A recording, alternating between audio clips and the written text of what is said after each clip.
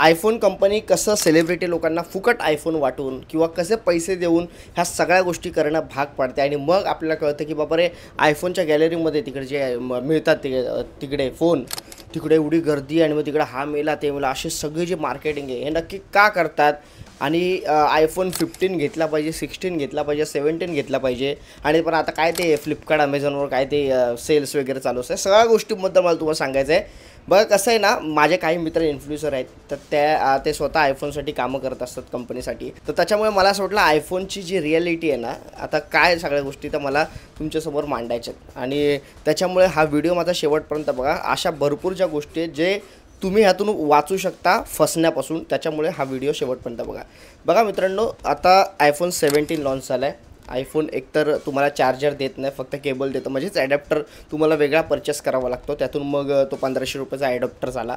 IPhone कोणी घ्यावा आता मी स्वतः आयफोन 16 यूजर आहे आणि त्याच्यामुळे आयफोन 16 मी ह्यासाठी घेतला कारण कॅमेरा आणि त्याच्यामुळे मी गेल्या वर्षी आयफोन घेतला 16।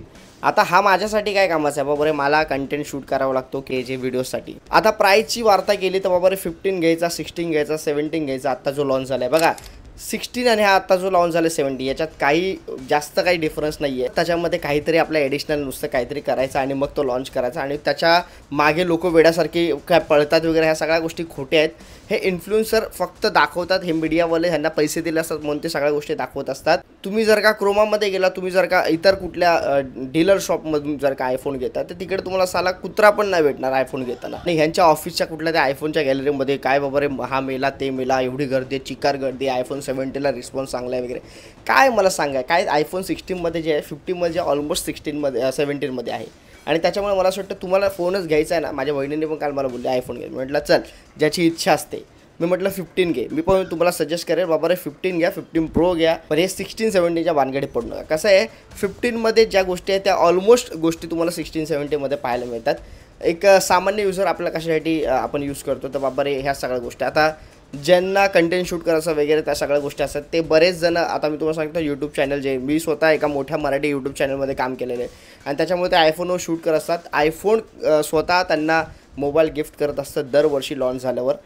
सेलिब्रिटी असतात त्यांना पण आयफोन स्वतः फोन देत असतात जे प्रो लेवल त्यांचे मॅक्स जे काय असतात ना मोबाईल ते त्यांना देतात आणि मग त्यांचे ॲड करण्यासाठी म्हणून आता या स्वप्नील जोशीने पण काहीतरी टाकलं होतं मध्ये हे सगळे यांना फुकट मिळालेलं असतात आयफोन आणि त्याच्यामुळे मित्रांनो मला असं वाटतं लोकांना ते प्रवृत्त करतात घ्या म्हणून आपण पण फालतूगिरी करून काहीतरी येडं बोलून त्या 70च्या मागे पडू नका एवढंच सांगेल।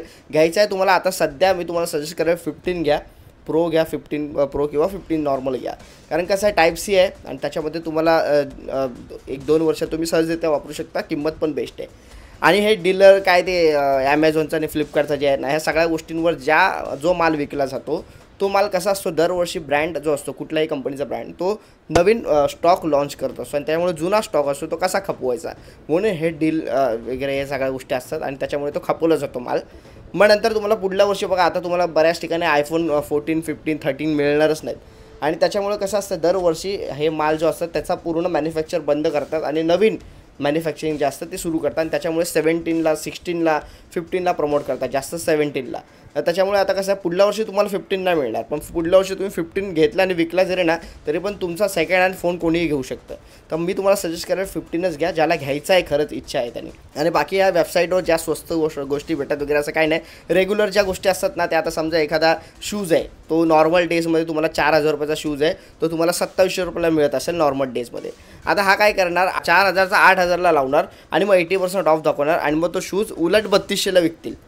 अशी सगळी स्कीम असते मित्रांनो। मी स्वतः सेल्स इंडस्ट्रीमध्ये पण काम केलेलं आणि त्याच्यामुळे या सगळ्या गोष्टी मला असं वाटतं तुमच्यासमोर मांडाव्या तर याला बळी पडता कामा नये तुम्ही। आणि मला असं वाटतं बऱ्याच मोठमोठ्या कंटेंट टेक इन मराठी म्हणून एक आहेत त्यांनी पण या गोष्टी सांगितलेल्या आहेत की बाबा रे तुम्ही एक वेबसाईट आहे कुठल्या तरी त्यांनी सांगितलं त्याच्यावर बघा की बाबा रे ही खरंच रेग्युलर सेलमध्ये एवढी त्याची किंमत आहे का कारण आपल्याला वाटतं 80% आपण पर्सेंटेज बघून फोन घेत असतो किंवा कुठल्या गोष्टी घेत असतो पण त्याची किंमत बघून आपण मला असं वाटतं गोष्टी घेतल्या पाहिजे आणि या सगळ्या गोष्टींना बळी पडू नका। आणि आयफोनची फक्त मार्केटिंग केली जाते काहीच नाही आहे 16 सारख्याच आहे तुम्ही मागे बघितलं मला 16 पण सेम आहे तसाच बेस मॉडेल 17 पण आहे 2-3 गोष्टी फक्त नवीन आल्या जातात त्या आपल्या काही कामाच्या नसतात आणि फक्त त्यासाठी मग 10-15,000 20,000 एक्स्ट्रा द्यायचं मला असं वाटतं ते योग्य नाही। तुम्हाला काय वाटतं मित्रांनो ह्या आयफोनची जी स्ट्रॅटेजी आहे ती काय आहे, कशी आहे आणि हे लोकांना बनवायचे धंदे आहेत काय मला कमेंटमध्ये नक्की सांगा. आणि ते फ्लिपकार्ट आणि ॲमेझॉनचं पण त्या सगळ्या गोष्टी हे पण चुत्या बनवायची कामं आहेत ना, हे तुम्हाला काय वाटतं मला कमेंटमध्ये नक्की सांगा. तुर्तास सांगतो हा व्हिडिओ जास्तीत जास्त तुमच्या मित्रमैत्रिणींपर्यंत आणि जे ह्याला बळी पडतात त्यांच्यापर्यंत पोहोचवा. जय हिंद, जय महाराष्ट्र.